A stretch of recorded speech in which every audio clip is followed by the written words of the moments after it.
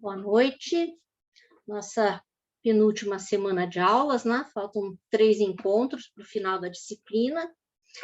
E por conta disso, eu coloquei como como atividade 8, a última atividade, que deve ser entregue na terça-feira. Já era para eu ter enviado alguns dias antes, mas como a avaliação era para hoje, eu acabei segurando essa proposta, mas quem está em dia já com certeza vai poder fazer essa atividade, que não vale nota, mas que é a proposta de autoavaliação, né? Sobretudo sendo a disciplina e o semestre online, de início de curso e tal, é bem importante a gente fazer essa avaliação. Um pouco, na próxima sexta-feira, a gente pode conversar a respeito, além dos contos que vão ser analisados, e que eu ainda não enviei para vocês, os contos da aula da próxima sexta-feira, mas vou enviar. Mas a atividade, então, tem essa proposta, eu nem enviei arquivo orientando, né? Apenas escrevi ali. Autoavaliação, num texto de 40 linhas aproximadamente, comente a sua experiência nesta disciplina. Então, claro, levantar pontos positivos e negativos, contrabalancear, fiquem à vontade, né, para falar a verdade, somente a verdade, nada mais do que a verdade. E a ideia toda, como vocês sabem, é que a partir de 31 de janeiro estaremos todos no prédio da reitoria, com aulas presenciais, e imagino que quase a totalidade de vocês vai se matricular em Introdução aos Estudos Literários 2, né? Então, para termos essa transição, esse acabamento, a última das atividades não é exatamente sobre algum dos conteúdos da teoria da narrativa ou dos contos, mas sim essa ideia de nos comunicarmos sobre aquilo que funcionou e aquilo que não funcionou, sabendo que, né, algumas coisas funcionaram, outras tantas não. Então, quero ler de vocês, né, sobre as experiências que tiveram. Não. Alô? Bruna? Oi, boa noite, professora. Era só uma boa noite? Era. Então, tá legal. E então, a aula de hoje, me propus a comentar 2 contos do Mário de Andrade, né? Um pouco por conta de teoria da narrativa, de conto, de um certo tipo de narrador, outro pouco por conta da iminência de 2022, centenário da Semana de Arte Moderna, e, portanto, época de fazer balanço sobre as conquistas do modernismo. Então, Mário de Andrade é o nome capital, né? Principal líder da Revolução Modernista. No ano que vem, com certeza, a gente vai ler bastantes coisas, mesmo que sejam também não presenciais, talvez, a maior parte das atividades, ao contrário do que já vinha sendo programado, mas eu falo do assunto, né? Vai acontecer na mídia, vai acontecer na vida acadêmica, porque já faz bastante tempo, pelo menos uns 10 anos aí, que alguns professores, alguns teóricos têm questionado muito se é realmente o caso de, digamos assim, colocar tão lá no alto, né, o valor do modernismo na literatura brasileira, mas é um assunto que eu acho muito interessante por alguns motivos, e vão acabar aparecendo, não vou ficar me demorando muito nos introitos, né? Mas estejam atentos, mesmo quem não é do curso de português, quem não tem interesse específico pela literatura brasileira em particular, mas eu estou pensando mais em termos de leitura de Brasil, né? Do que era o Brasil até o século XIX e de como a modernidade chegou ao país e foi interpretada por alguns intérpretes privilegiados que, além de ótimos escritores, foram também ótimos pensadores de Brasil. Dentre eles, o nome principal é o do Mário de Andrade. Então, eu gosto sempre de incluir alguma coisa do Mário de Andrade em Introdução aos Estudos Literários, Teoria Literária 1, porque é um nome de peso e que merece alguma atenção especial. E aí, os contos do Mário de Andrade que eu escolhi pertencem não é o primeiro livro de contos dele, mas também não que ele tenha arrumado, que ele tenha preparado, foram apenas 3 livros de contos, né? O Primeiro Andar, que tem contos misturados, uns da juventude, outros da vida adulta, é um livro bem irregular, e tem o Contos Novos, que são os contos mais bem elaborados, contos mais da maturidade, né? Alguns famosos, como o Peru de Natal, que é muito bem escrito e que comparece em muitas antologias e em muitos materiais didáticos, é um conto excelente, né? Peru de Natal seria uma leitura apropriada para esta época, né? Um Natal meio tenso, porque o protagonista, o Juca, ele queria dividir de verdade o Peru pela primeira vez entre a família, né? Porque com alegria e compartilhando as alegrias de um Natal, porque o pai tinha falecido e até o ano anterior sempre todos estavam muito na dinâmica do pai, né? Do que o pai pensava, do que o pai queria, e aquele era o primeiro Natal sem a presença do pai. Isso dificultava alguns sentimentos, mas abria a possibilidade de uma liberdade maior para aquele rapaz protagonista proporcionar pedaços de Peru para os seus familiares, né? Então, estou falando do livro Contos Novos, que é o mais bem acabado do Mário de Andrade. Mas eu escolhi o livro Os Contos de Belas Artes, ou Belas Artes. Em algumas edições ele saiu com o título Belas Artes e outras Contos de Belas Artes, que é justamente o livro que eu estudei no meu mestrado há milênios atrás, e no qual o Mário de Andrade cria um narrador chamado Belas Artes. Então, todas as histórias elas começam com Belas Artes me contou. Belas Artes me contou é uma fórmula que não é o era uma vez, mas que dá uma unidade para os contos desse livro. E quem é o Belas Artes, o narrador?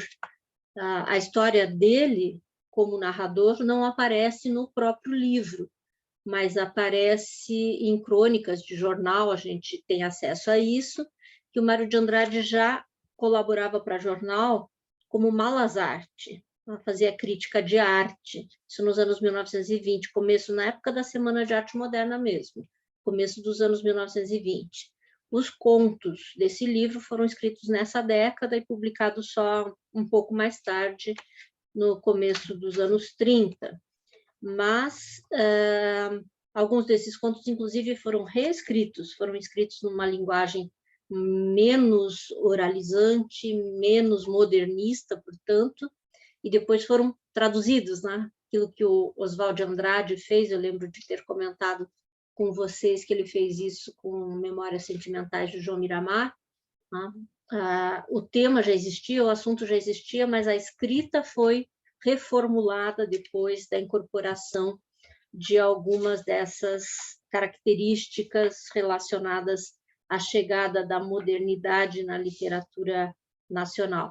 E que, no caso do Belas Artes, a palavra principal em relação a isso é captar a oralidade da fala na linguagem da literatura, seja nos poemas, né, onde causou mais espanto, né, realmente uma linguagem não tanto pelas piadas ou pelos assuntos, mas pela incorporação da oralidade na linguagem, né? Nos contos, talvez não causasse tanto espanto, mas se vocês tiveram tempo de ler o Besouro e a Rosa e Nísia Figueiras, sua criada, devem ter percebido que é a característica desse narrador, que a gente pode caracterizar como um narrador onisciente intruso, né? Mas ele é até mais do que isso, ele é um personagem. Então, não é o Mário de Andrade conversando com os leitores, trocando ideia, é é um Mário de Andrade fictício aí, com esse nome de Belas Artes, que, por exemplo, já começa o Besouro e a Rosa dizendo: não acredito em bicho maligno, mas besouro, não sei não. Então, é alguém que comenta aquilo que narra, que tece opiniões, comentários morais em relação a... Ele não se conforma que Rosa seja tão inocente, né? Apesar dos seus 18 anos. E nisso eu faço um paralelo com Rodrigo SM, né? Da Clarice Lispector, que veio aparecer 40, 50 anos depois desses contos, né? 50 anos, mais de 50 anos depois.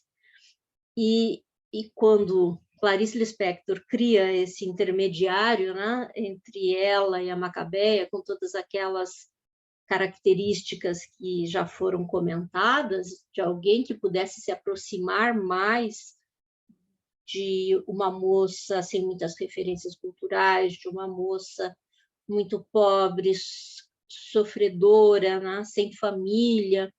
Clarice foi lá e criou um homem, o Rodrigo S.M. É algo parecido que o Mário de Andrade fez tempos antes, né? A questão dele, ao criar Belas Artes, não envolve a questão de gênero, né? Belas Artes é homem, como o Mário de Andrade era um autor homem, embora a questão das preferências sexuais fica para outro momento, mas a questão de um narrador que fosse alguém mais próximo do universo, das pessoas afastadas da Pauliceia desvairada, essa era a questão para o Mário de Andrade, né? Então, quando ele escrevia sobre arte, sobre assuntos mais de elite, digamos assim, ele escrevia no jornal com o nome de Malazarte, né? Brincando com a tradição do folclore do Pedro Malazarte, que é um sujeito meio macunaímico, né? Meio safado, né? Pedro Malazarte é aquele personagem do folclore que, quando queria fazer a sopa de pedras, né? Ele convencia todo mundo que sopa de pedra era uma delícia. Cada um que chegava ali onde ele estava cozinhando água com pedra, ele pedia mais um acréscimo para ficar ainda melhor, né? Podia ser uma batatinha, uma carninha, um chuchuzinho. E aí realmente a sopa de pedra dele ficava ótima. Enfim, o ciclo de histórias do Pedro Malazarte é um ciclo folclórico de humor com esse personagem que tira proveito da situação, né? Que é uma espécie de um trickster. E o Belas Artes é o contrário disso, né? O Belas Artes é um narrador mais que se compadece com a pobreza de seus personagens, que identifica nessas personagens que estão na periferia da Pauliceia, né? Que estão em bairros que ainda estão se formando, que estão naquelas ruas em que o progresso não chegou, né? Ele identifica essas personagens como sem letras nem cidade, é uma fórmula que ele usa para falar do pretendente da Rosa, Rosinha, em O Besouro e a Rosa, aquelas personagens cuja dinâmica da vida paravam ali na primeira vendinha, né? Nunca saíam daquela vila em formação. Então, existiam várias São Paulo, na São Paulo modernista, né? E essa São Paulo mais periférica, que abrigava imigrantes italianos, aparecem em outros contos, não aparecem nesses que eu pedi para vocês lerem. Em outros contos ele fala desses imigrantes italianos, suas famílias, né, que também não ocupavam, né, os lugares mais top da sociedade e sofriam, às vezes, preconceito por isso. Né? Mas, enfim, são histórias de dramas com um quê de humor. Né? Eu pedi que vocês lessem O Besouro e a Rosa, que ainda é um conto de uma linguagem mais animada, né? E o último, que é o Besouro e a Rosa, é o livro que abre os contos de Belas Artes, e pedi para lerem o último, que é Nísia Figueira, Sua Criada. Né? São os dois contos em que tem personagens femininas que a gente consegue com facilidade comparar com a Macabeia. Então, seja a Rosa, ingênua, inocente, sem assunto, sem letras nem cidade, sem uma família, né? Ela ficou órfã, ela foi criada pelas tias solteironas. Então, tem vários pontos de contato nas fragilidades desse feminino, são mostradas do ponto de vista desse narrador que conhece a trajetória inteira dela e que termina no final com a fórmula Rosa foi muito infeliz. Né? Então, o assunto é a condição feminina, o que tinha de opção nessa sociedade pujante, né? Que se a gente olha para outros textos modernistas, vai ver algumas mulheres, tipo Tarsila do Amaral, né? Que fazia, acontecia, tinha uma formação em Paris e circulava nos... enfim, uma artista das classes altas, uma mulher influente, ou uma Pagu, né? Uma personalidade super forte, que escrevia lá nos anos 1920. Então, houve essas mulheres que participaram do modernismo, né, e das artes de forma intensa. Mas a grande maioria das mulheres estava numa situação muito diferente dessa, né? E o Mário de Andrade teve esse olhar para com algumas dessas personagens, cujo final, em geral, é de infelicidade nesses contos, né? Então, a estrutura deles é começar sempre com Belas Artes me contou, e várias personagens femininas, no final, é dito delas que foram muito infelizes. A exceção é a Nísia Figueira, que o narrador termina dizendo que Nísia foi muito feliz. Mas se vocês leram, vocês viram que se felicidade é isso, a gente não quer essa felicidade, né? É uma história mais triste ainda que a da Rosa, uma história de alcoolismo, de solidão, tá? De abandono. E faz sentido que ele diga que Nísia foi muito feliz, porque tem toda uma filosofia do que é a felicidade que ele elabora, né? Que o Belas Artes elabora, o que é ser feliz, com quem que as pessoas, portanto, as personagens se comparam para se considerar felizes ou infelizes. Aí ele conta umas historinhas do elefante que achava que era um beija-flor e era feliz por conta disso, né? Então, naquele ponto, no Nísia Figueira, sua criada, tem uma tematização do que faz as pessoas se sentirem felizes ou infelizes. Mas a tônica do livro são trajetórias infelizes, né? Tem personagem que tem como Rosa um casamento infeliz, tem personagem que se prostitui, tem personagem que cada uma por um caminho diferente, mas, digamos, por esses caminhos curtos, né? A gente lê o livro todo e fica com essa ideia de que não havia muitas oportunidades, né, para essas personagens que representam essas pessoas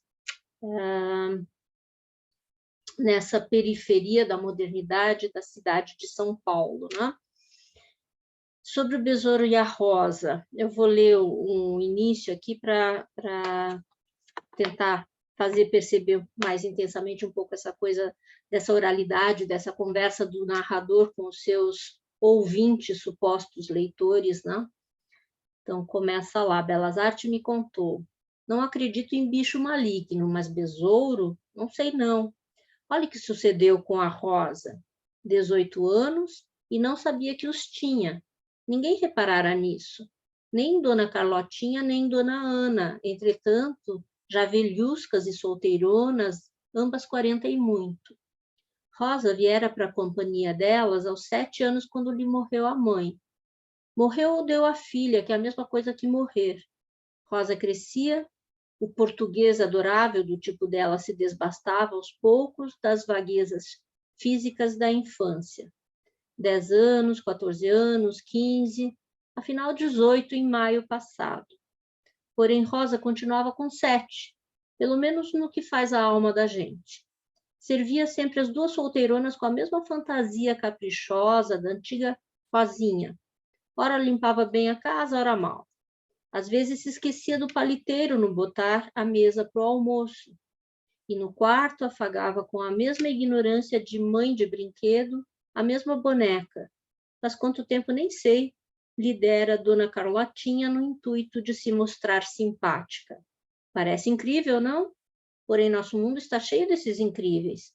Rosa, mocetona, já era infantil e de pureza infantil. Que as purezas, como as morais, são muitas e diferentes. Não? Então, não é que seja um narrador moralista, mas é um narrador que vai pontuando aquilo que ele percebe que o que sai da curva, ou ao contrário, que é o mais típico de um determinado meio social, né? Ele não economiza essa onisciência nem esses comentários, né? E vai fazendo essas intrusões em conversa com o seu leitor. E aí ele caracteriza essa Rosa ou Rosinha muito ingênua, né? E a Rosa depois vai ter uma transformação, né? O título do conto é O Besouro e a Rosa. Poderia ser A Hora do Besouro. Se uma estrela acaba transformando a vida de Macabeia, no caso de Rosa, é um besouro que faz com que ela acorde para a vida, né? Descubra que é uma mulher, se perceba o seu feminino. Tem alguma coisa no chat, mas depois eu vejo. E então esse besouro talvez seja o personagem mais ativo da história, né? Porque as outras personagens são apresentadas como tipos em geral, né? Dona Ana e Dona Carlotinha, inclusive, são o mesmo tipo, né? O tipo da solteirona. O João, que é o primeiro pretendente dela, né? Queria se casar com ela, é também um típico bom moço, né? O filho do padeiro, aquele que poderia oferecer um bom casamento para Rosa, e que também é caracterizado como um sem letras nem cidade, né? E algo que é notável é que os corpos têm muita importância nessas narrativas, né? Tanto para Rosa, a transformação se dá a partir do momento em que o besouro passeia pelo corpo dela, né? E no caso do João, o narrador frisa que ele não percebia que ele tinha os desejos que ele tinha, né? Que ele se comportava de uma forma antes, depois de levar a tábua, né? Ele usa bastante gíria também. Levou uma tábua, levou um fora, né? Da Rosa, e aí o corpo dele reage, ele vai ser o melhor goleiro no futebol, né? Tudo inconscientemente. Mário de Andrade gostava bastante de Freud, gostava de psicanálise, estava estudando isso nessa época, e várias coisas aparecem aí naquilo que a Rosa esquece de colocar na mesa. Acabei de ler aqui a questão de que às vezes ela se esquecia do paliteiro no botar a mesa para o almoço, uma espécie de atos falhos aí que depois lá na frente vão se transformar, né? Quando ela já sabe quem ela é, né? Por ação do besouro, aí nunca mais ela vai esquecer de colocar o paliteiro na hora do almoço. Vejam que são cenas de um cotidiano muito simples, até meio grotesco, não sei, mas né? Talvez de mau gosto, né? Pensar no paliteiro que foi ou deixou de ir para a mesa do almoço. Então, essa simplicidade de abordar esses temas corriqueiros também tem a ver com a literatura que ainda era novidade isso no Brasil, né? Imediatamente antes disso, embora tínhamos também os regionalistas, os pré-modernistas, foram...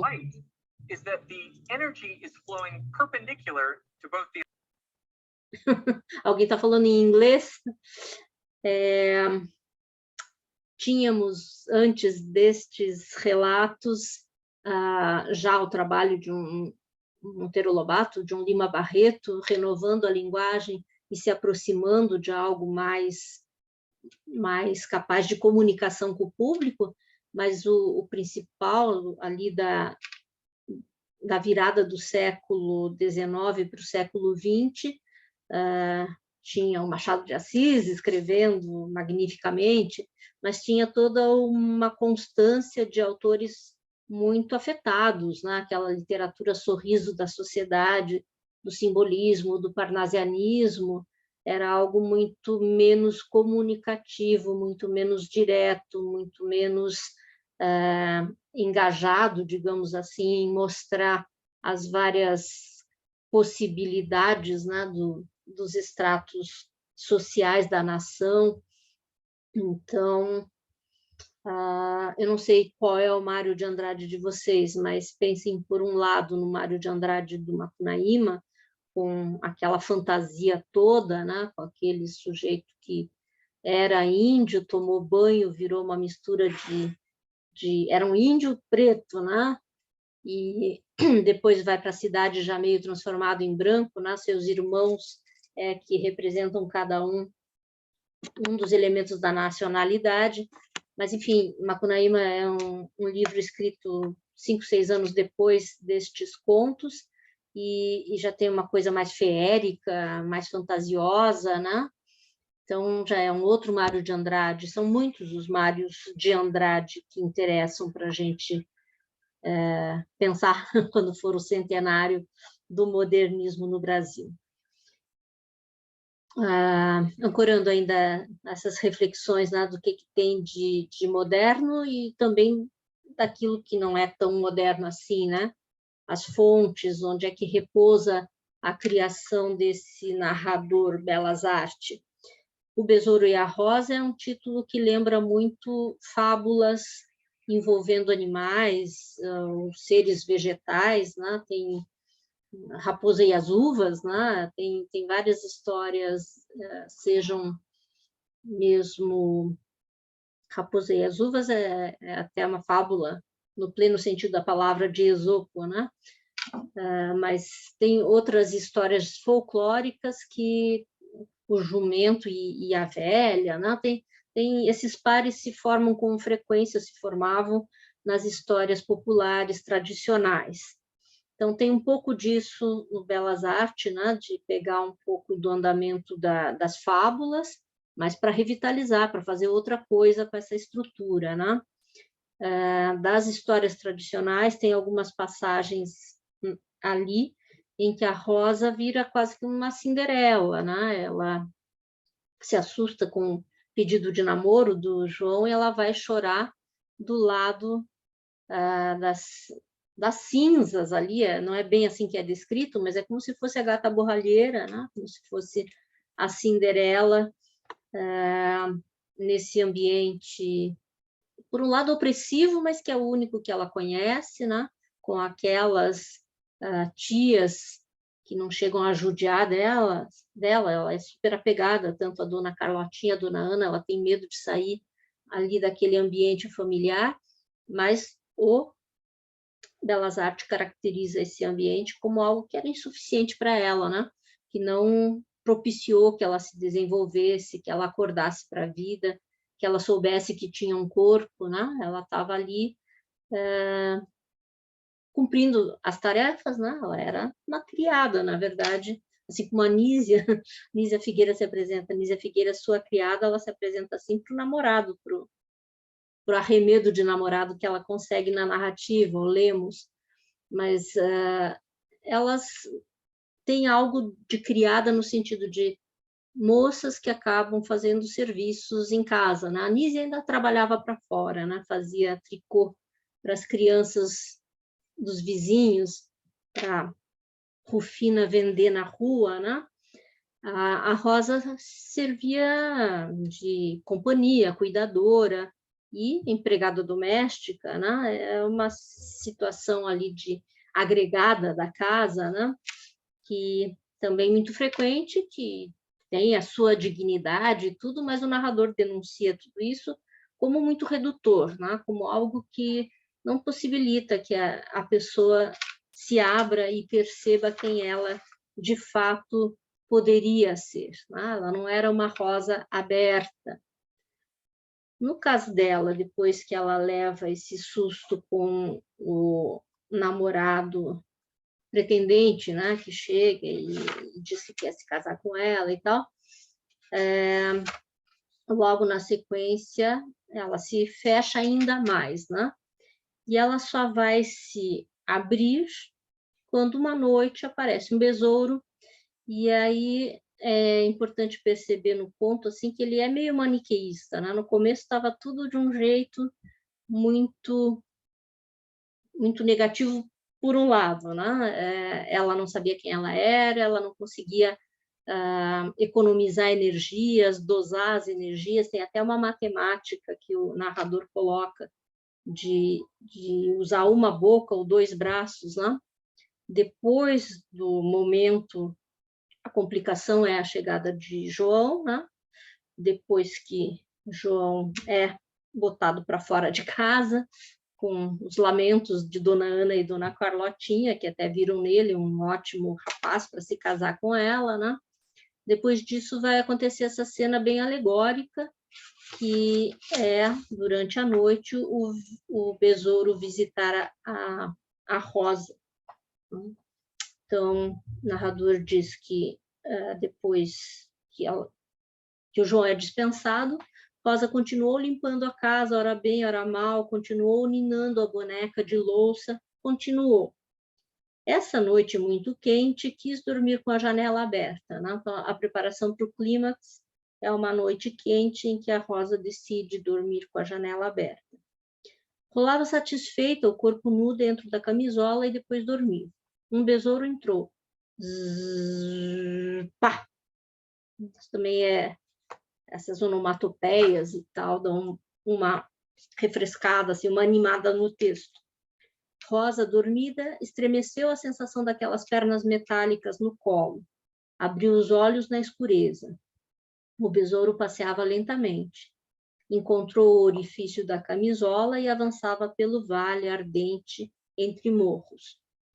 Rosa imaginou uma mordida horrível no peito, sentou-se num pulo, comprimindo o colo. Com o movimento, o besouro se despegara da epiderme lisa e tombara na barriga dela. Zzz, zzz, etc.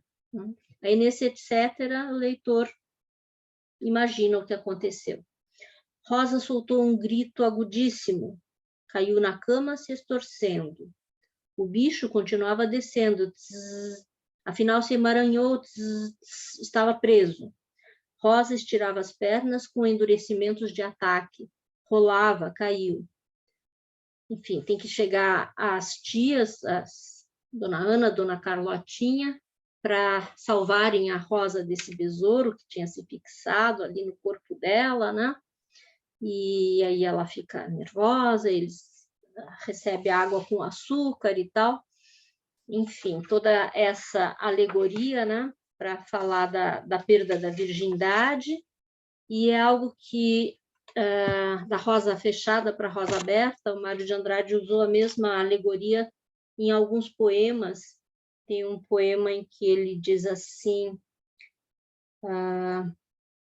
aquele bonde, sensação primavera de jardim, aleias regulares francesas coroadas de rosas, chiados de insetos de metálicas asas, cheiro claro, esgarçado, rosado de rosas abertas, de rosas nos ares, na grama, nos caminhos, milhares de rosas nos ares, na grama, nos caminhos, de rosas se rindo, vontade de amar. No entanto, é já bem corriqueira esta comparação de flores e mulheres. Então, é uma alegoria, né? A rosa, a mulher, a flor que pode ser estragada por um besouro, ou despertada por um besouro, as rosas do poema, visitadas por insetos de metálicas asas, né? Tem alguma coisa de violência aí, né? É o correspondente a um estupro mesmo, né? A uma violência sobre o corpo dessas rosas, ou da nossa rosinha, né? E rosa, em geral, né? Essa flor é sinônimo de mulher, né? De feminilidade, seja a rosa cor-de-rosa, que mistura o vermelho com o branco, seja a rosa vermelha da intensidade do amor ou do desejo, né? Então, não é por acaso que a personagem se chama Rosa, e essa visita desse elemento perturbador, né, é que revela para ela, para Rosa, que ela tinha corpo, né? Ele passeia pelo corpo dela, e depois dessa noite mal dormida, desse pesadelo, né? Percebam que é um conto super realista, daí bem nesse momento, que é o momento do clímax, que é o momento da transformação, ela é quase fantástico, né? Enfim, não chega a ser fantástico, mas tem uma alegoria, um símbolo, bem no momento principal do conto. E depois disso, a Ana muda da água para o vinho, né? Ela vai se tornar uma moça que tem que casar, né? Ela incorpora a ideia de que ela não pode ficar solteira, ela sai procurando homem, né? O primeiro que aparece, ela se oferece para ele. Então, é bem radical a transformação, assim, mas não é que seja inverossímil, né? Primeiro que é um conto, então, nos contos, em geral, aquela coisa das convenções que a gente viu lá no começo da disciplina, né? Das escolhas que os narradores têm que fazer, de não dizer muita coisa, de ir aos pontos, né, com alguma velocidade. Às vezes, as escolhas são nesse sentido, né? Alguns elementos para significar algumas coisas bem marcados, bem chapados, né? E a transformação da Rosa realmente é do X para o Y, né? Ela perde completamente a ingenuidade e vai traçar o destino infeliz dela ao se jogar na vida. O primeiro homem que ela encontra é justamente o Pedro Mulatão, um sujeito mais velho, tem quase 40 anos e bebe, mas ela está convencida de que ela precisa casar, senão ela não será feliz. Então, o conto dá conta dessa falta de outras possibilidades, né? De outros horizontes, o único horizonte possível era esse, mas nem esse ela vislumbrava antes, porque não tinha sido visitada por alguma coisa, né? Que a fizesse despertar para a vida. E o João, depois o narrador conta, ele começa a namorar outra vizinha, Carmela. Essa história de João e Carmela é contada no conto seguinte do livro, vocês têm o livro todo, nas férias podem ler, né, a continuação da história do João com a Carmela, que é um conto mais leve, inclusive, é divertido também, o Jaburu Malandro, né? É divertido, mas tem final infeliz. Então, a Carmela vai ser muito infeliz lá no final, mas o conto é divertido. E o último parágrafo do Belas Artes, do Besouro e a Rosa, diz: ia me esquecendo da Rosa, né? Porque daí o narrador começa a contar a história do João. Aí, na retórica, ele finge que esqueceu da Rosa. E a gente faz as comparações com aqueles narradores populares que estão na frente de um público contando uma história, né? Ia me esquecendo da Rosa, quanto o resto do que sucedeu para o João um outro dia. Prepararam um enxoval apressado para ela, menos de um mês. Ainda na véspera do casamento, Dona Carlotinha insistiu com ela para que mandasse o noivo embora. Pedro Mulatão era um infame, até gatuno, Deus me perdoe. Rosa não escutou nada, bateu o pé. Quis casar e casou. Meia que sentia que estava errada, e o meia que sentia bem de propósito para captar a oralidade, né? O erro de português. Meia que sentia que estava errada, porém não queria pensar e não pensava. As duas solteironas choraram muito quando ela partiu casada e vitoriosa, sem uma lágrima, dura. Rosa foi muito infeliz. O conto termina assim. Deixa eu dar uma espiada no chat.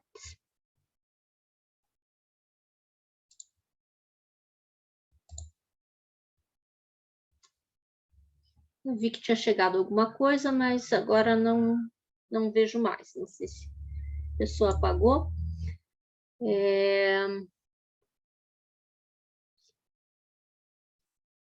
Comentários, perguntas?